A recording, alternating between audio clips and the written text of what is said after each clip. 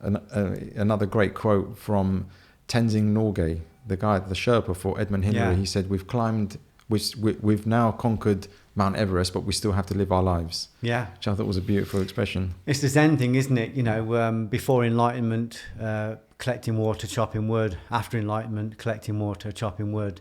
So you have to live your life, but you don't live it the same way, Paul. The person that comes down from Everest isn't the same person that went up. The kid that came off the door isn't the kid, you know, that went on the door. The kid that went on the door felt there was monsters and enemies everywhere. The kid that came off it realised that the only monsters and enemies were in my own body and in my own mind. The person that went on there wanted to defend the world against these monsters and wanted to use violence to beat greater violence. The person that came off just wanted to leave everybody inspired and wanted to just work from a place of love, nowhere else. There is nothing else that's effective. There's nothing else I'm interested in. I've got no interest in anything. My whole life now, because now I've secreted myself to this lovely quiet location in this secret location in the middle of England. Now that I'm here, my whole life is dedicated to love, nothing but love. Well, I tell these stories to show how I got here and to say that, you know, when I first started doing the door and writing about it, people called me a thug, people said I was violent. Even really esteemed martial arts people attacked me. They didn't realise it was a metaphysical experience. That stuff was important. You know, I'm like this. I'm like, you know, if you look at the characters like Saint Paul, Angulimala, people like Saint Augustine, people like Milarepa. These were all, you know, it lived, you know, lives of vice. They were, especially Milarepa and Angulimala and Saint Paul. They were violent people.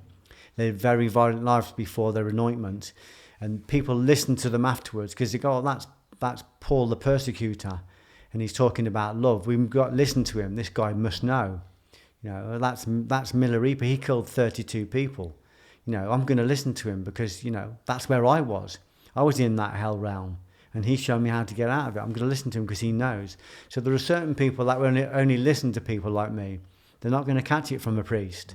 There's certain people that won't be able to listen to me, but there are certain people that God's put me in front of because they will only listen to somebody with a broken nose and cauliflower ears and tattoos. They'll only listen to someone that's been in hundreds of fights. They won't listen to somebody that hasn't experienced that. So my experiences were unfortunate, and many of them were unkind, and they were very violent. But that's not how I live now, and my teaching now is more potent because of where I was. You know, the more we've been buried in sin, the more potential we have to ascend. Absolutely. Yep. Yeah, the top of your first pyramid was the start of your second pyramid. Yeah, it became an inner pyramid then.